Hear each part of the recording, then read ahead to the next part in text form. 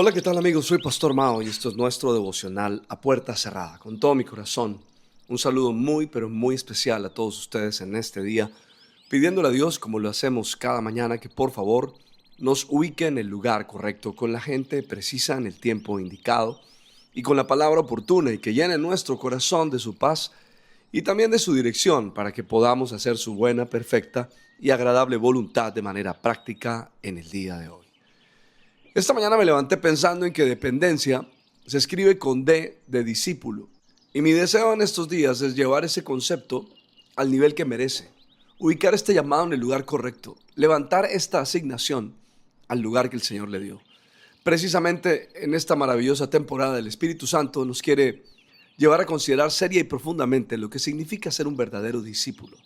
Permítanme decir primero hoy que la palabra discípulo viene del griego matetes, que significa literalmente aprendiz, alguien que aprende siguiendo a otro. Por esa razón soy tan insistente en el espíritu que debemos tener para crecer en esta vida. Todos, sin importar nuestra fe, posición económica, académica o espiritual, debemos tener un espíritu enseñable. La condición de nuestro ser debe ser lo suficientemente humilde para dejarse guiar, para aceptar otras maneras de ver la vida, para considerar otras opiniones. Un espíritu enseñable es aquel que convive con un pensamiento crítico, pero no para cuestionar, sino para asimilar con mayor entendimiento. Ahora, yo no tenía un espíritu enseñable porque consideraba que me las sabía todas y que no necesitaba aprender de nadie, pero no fue sino hasta que conocí al Señor y comencé a aprender a depender. Lo que desarrolló en mí un espíritu enseñable, el deseo de aprender comenzó a consumir mi alma. Me convertí en una esponja que estaba dispuesta a absorber todo aquello que le edifica. Y hoy sigue igual.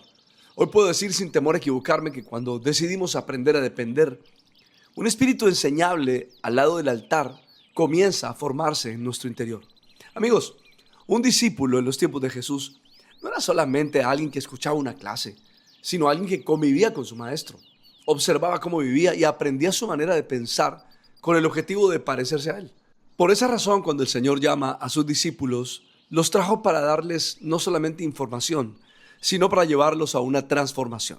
Y permítame aclarar que el discípulo no está condicionado o limitado al área religiosa o espiritual, sino que en cualquier área de la vida somos discípulos. Y en otro momento de la vida, pues somos maestros. Quiero dejar esta frase en tu consciente. El altar es el lugar de preparación de todo discípulo. Ahora, hablemos del discípulo como un dependiente. Si te pones modo dependencia, entonces eres un discípulo. Digámoslo que es el punto de partida. Bueno, vamos a un ejemplo de la vida real que puede traer implicaciones muy importantes para nuestras vidas hoy.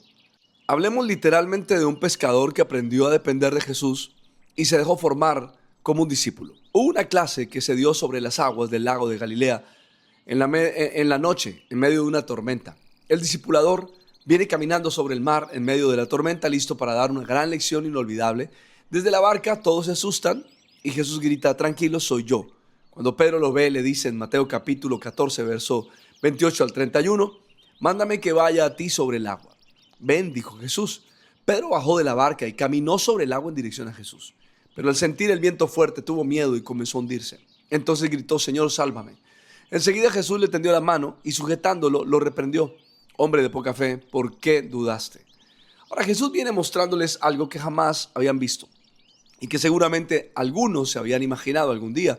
Él hubiera podido detener la tormenta desde la playa, pero decidió caminar en dirección a la barca y enseñarles lo que se puede hacer o lo que puede hacer todo aquel que aprende a depender de él. Ahora Pedro ya llevaba un tiempo caminando al lado de Jesús. Por esa razón no dudó ni un instante en bajarse de la barca. Él ya lo había visto hacer cosas verdaderamente grandes e inusuales. La confesión de este discípulo dependiente es clara: manda que yo vaya a ti sobre el agua. Con esta confesión, Pedro está reconociendo que Jesús está por encima de todo y de todos, y que para él no hay nada imposible. Las leyes naturales se sujetan a sus órdenes.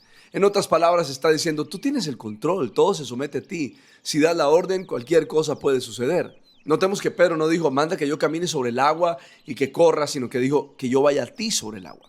Quiere decir que no quiero ir a otro lado sino hacia ti. No quiero solamente vivir la experiencia de caminar sobre el agua, sino que por encima de la experiencia quiero que tú seas la razón de ser. Es como decirle: Señor, yo sé lo que es ir a ti, porque dejé las redes por ti, pero ahora quiero ir a ti en otras condiciones, en otro nivel.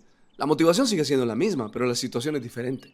Y esta es una buena señal de un discípulo, quien quiere hacer algo grande, pero no solo, y que su dirección sea su maestro.